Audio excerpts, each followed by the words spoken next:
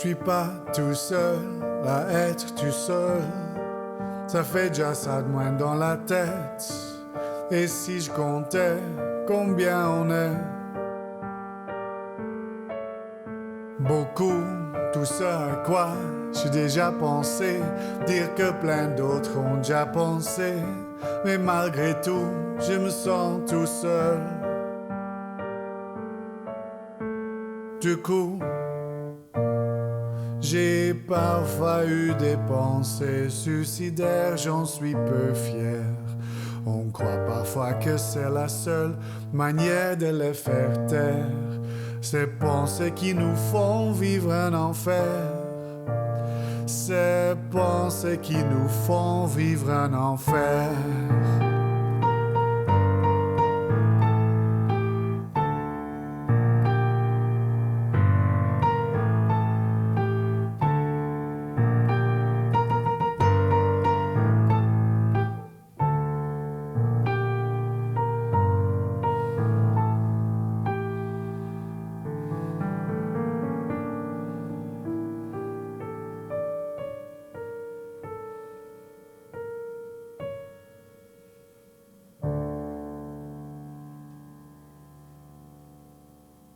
So that was L'Enfer by Stromae, one of the most legendary Belgian artists. If you haven't seen the original of this, you really need to. I encourage you to watch the music video and then also watch the clip where it takes over a news presentation. It's just, it's beautiful. Anyway, there are 3 lessons that we can take away from this song that we can apply in our own electronic music or whatever music you want to do.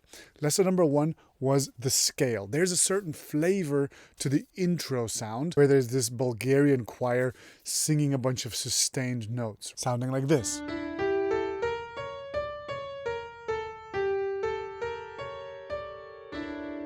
There's something about those notes that has a certain beautiful character to them.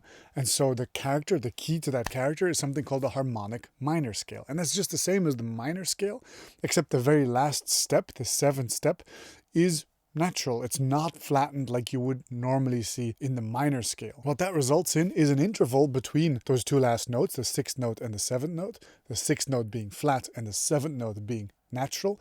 It creates this weird sort of 3 semitones interval with 2 single semitone steps on either side, and it gives this like certain mysterious flavor that's just beautiful. In his case, he's got Bulgarian singers actually doing it. I've got a little contact library that does something similar, but worse, obviously.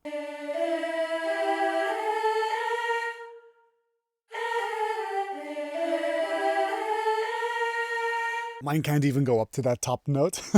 So if instead of the D scale, I'm going to play it in the A scale, it would sound like this.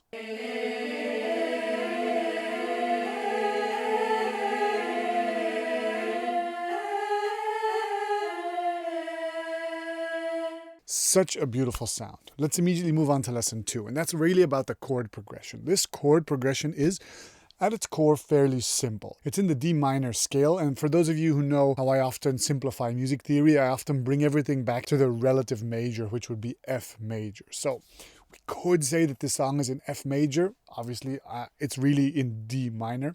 But if we count from F major, this chord progression is a 6, 4, 2, 3 chord progression. And that's a fairly simple and typical chord progression. However, the thing that's worth making this into a lesson is that that last 3 chord is in fact a major chord. And why is that interesting? Well, that uses one note that's outside of the scale. And in fact, it just happens to be that note that also is in the harmonic minor scale, right? But a lot of songs use this major 3 chord to give a certain dark musical vibe to their composition. And it just so happens that then the 3 major is in fact the dominant chord, or the chord that is a 5th above the 6th chord, which is the root of the minor. So in a way, that movement from major 3 to minor 6 feels like you're coming home at the start of the chord progression. In the same way that in a major scale, you might have heard of something called a cadence or resolving if you go from the 5 to the 1. Well, this is the equivalent of going from the 5 to the 1, but in the minor key. So going from the major 3 to the minor 6. It has this strong pull towards it. If you think of the chords of Hit the Road Jack, for example, they do minor 6, major 5, major 4, and then major 3 as well, which sets yourself up for going back up to that first chord. It's the same sort of dark pull, and I did a video a few weeks ago about Charlie XCX, and they also use the major 3 as a very strong force in their song.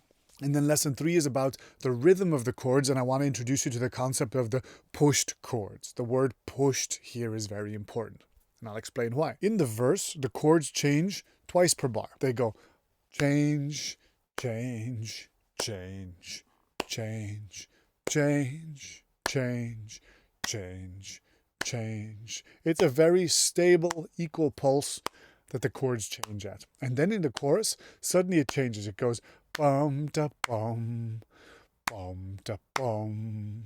If you would count the rate in the verse, you would go 1, 2, 3, 4, 1, 2, 3, 4. So the chords would change on the 1 and the 3. However, in the chorus, the chords will change on the and of 2 and. So 1 and 2 and 3 and 4 and 1 and 2 and 3 and 4 and 1 and 2 and 3 and 4 and 1 and 2 and 3 and 4 and. So the chord change happens a bit early, a little bit anticipated. This is what it looks like in music notation. And this is what it looks like in the piano roll in Ableton.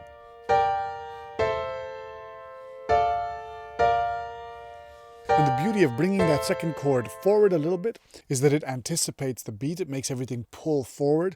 It creates a little bit of syncopation, and we call this a pushed chord. And a lot of chord progressions do this little pushed chord trick. Another thing that enables is that these very lazy melody lines are la la la la la la la la la la la. There's not a lot of rhythmic interest in that melody line. However, when the bass beneath it moves in that slightly syncopated way, the whole thing together has just enough rhythmic interest to really pack a big punch. And I know a lot of you make dance music and you might be wondering if this applies to you, but I would insist that there's so much you can learn from this, and totally this kind of approach does apply to electronic dance music. Imagine programming a little pushed pattern on some synthesizers like this.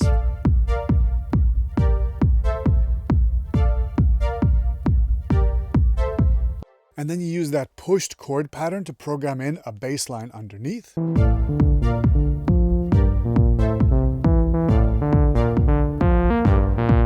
This is a really easy way to make very simple chord changes still have rhythmical interest and allows them to stay fresh for a longer time. If I took the same example and I removed this push dimension and I only made the chords change once per bar, it would have a totally different feeling to it. Nothing wrong with that feeling, but it would be a very different feeling. This is what you'd get.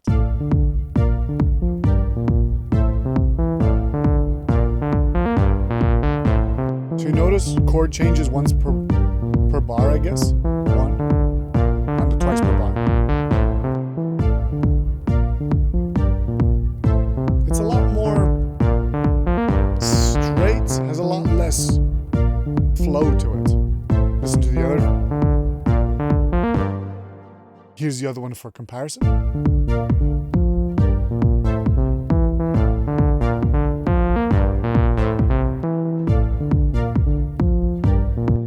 So the terminology there is pushed chords. Now let me play you out the rest of the song and see if you notice these concepts in action once more. Remember to like the video and subscribe. Go follow my courses on the link below. Leave a sweet comment and I'll see you in the next video.